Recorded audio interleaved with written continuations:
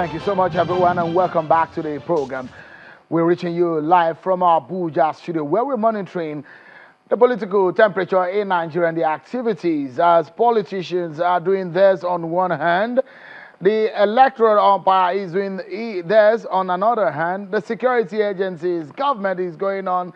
I mean, the seat of power is ever busy, isn't it? But we are getting to know some of the issues that concern you as a citizen and as a voter. So let's get back to the conversation. I told you I have three wise men in the studio with me. I have the presidential candidate of the Advanced People's Democratic Alliance, APDA, Mr. Shitu Mohammed, and Mr. Ali Shoyode is a candidate of the Yes Party, and Ambassador Usman Seriki is a former deputy permanent representative at the United Nations. Thank you so much, gentlemen, for coming on the program. And then let me come back to you, Ambassador Seriki.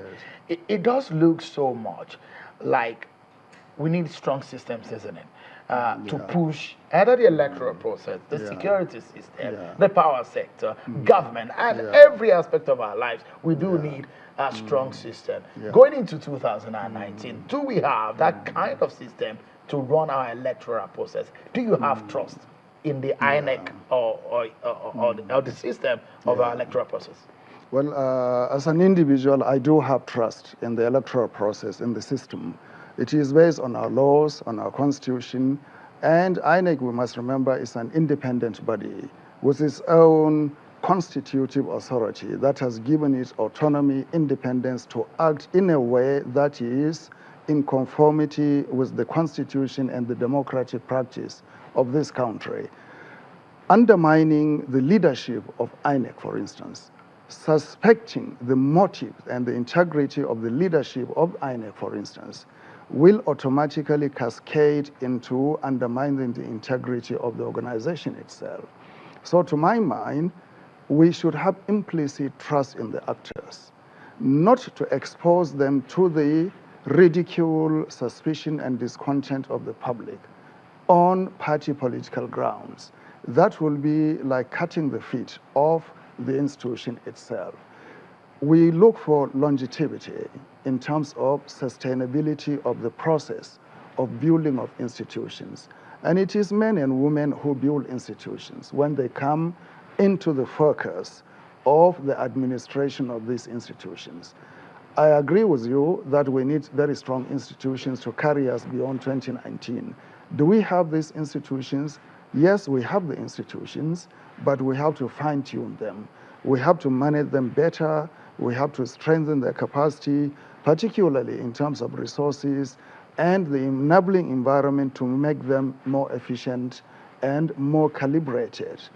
After all, we need precision in terms of doing the business of government. There is nothing more precise and more regulation-based than the business of government. We have to be at that. Let's look for a moment, Alhaji Mohammed. Let's look into the role of the police. Is the police partisan? I mean, there is a young man that was arrested because of a protest, and he's been arraigned in court. The police have given explanation to their action. The issues in Osun State and Ekiti State in the election and the role of the police have come under the spotlight. Civil society organizations have criticized police.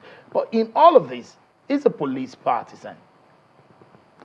For us, we'll look at it, as I said, from the patriotic side. Because if we said they are partisan, we'll look at it again that without police, you cannot even sleep in your own house. But when it comes to electoral matter, I want to say I think our police have not yet been trained on how to handle electoral matters. And that is why when I was the chairman of Inter-Party Advisory Council, we threw out a bill to say that Electoral Offences Commission should be put in place. Well, it doesn't look like we can have that before the 2019. I know the president have sent that bill, but you know it's too short now at 2 months to bring up that bill.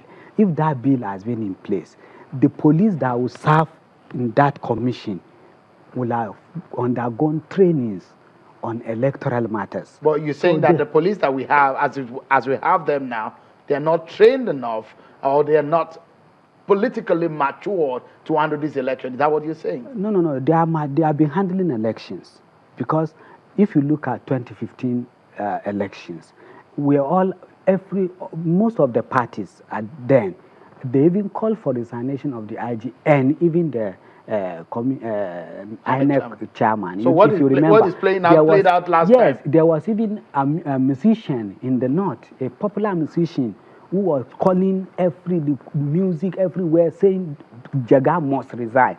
As soon as that election was conducted and become free, fair, and credible, they brought out another thing, praising Jega and telling the world to celebrate Jega. So we say we should not believe you politicians, whatever you are asking for stuff. You see, that is why patriotism, we must believe in our country. We must believe that after election, we have a country to come back Let me to. bring Mr. Therefore, Okay. that should put our judgment, and we shouldn't condemn in totally. Okay. Because these people have conducted various elections, even when we were skeptical about it. All right. Today, we are enjoying 2015 transition, and we believe that 2019 too, if we conduct ourselves in a manner that election will come and go. All right. And let me bring Mr. Alishoyode here. You run a business in the United Kingdom, and you've seen elections there. Perhaps your organization also monitor elections there.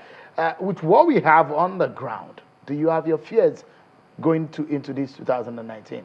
Definitely, absolutely.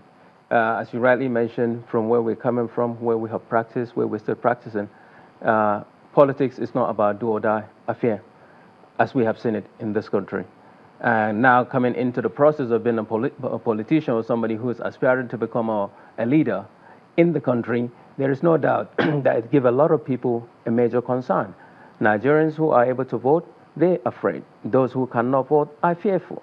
So the quality of the leadership that we have, and in terms of the security system that we're talking about, they really need, it's not about training, it's about actually recognizing that they have the authority, they have the power, they have the mandate not to listen to any politician, no matter what, especially during election.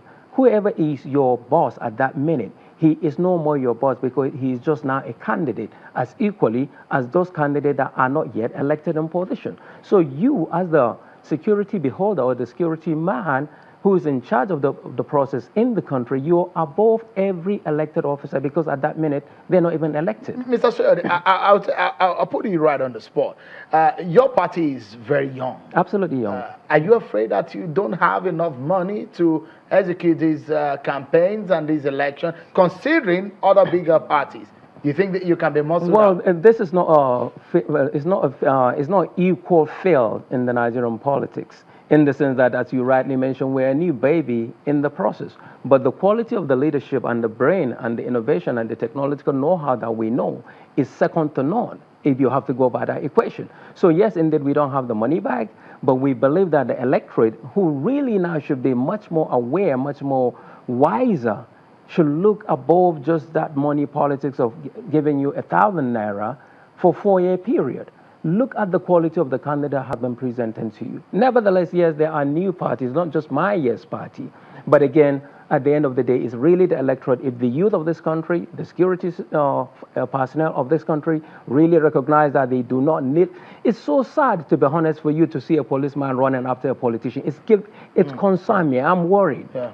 I'm worried. So I really want to see the security forces in this country recognizing that when you put that uniform on, you are above every person that you are with at that particular minute. I must sincerely thank you. Short time, but very fruitful conversation that we've had tonight. And I hope that this will help the process tonight. The three wise men, thank you so much for coming. Ambassador Seriki, thank you for coming. It's good to see your face again. Shitu Mohammed, thank you so much for coming. Presidential candidate of APTA and the presidential candidate of Yes Party, a brother in the broadcast industry. Alishoyode, thank you so much for coming on the program tonight. That's our show for tonight, everyone. Coming to you live from our Abuja studio. Many thanks for watching, everyone. I'm Seun Okinbaloye. Have a pleasant evening, everyone.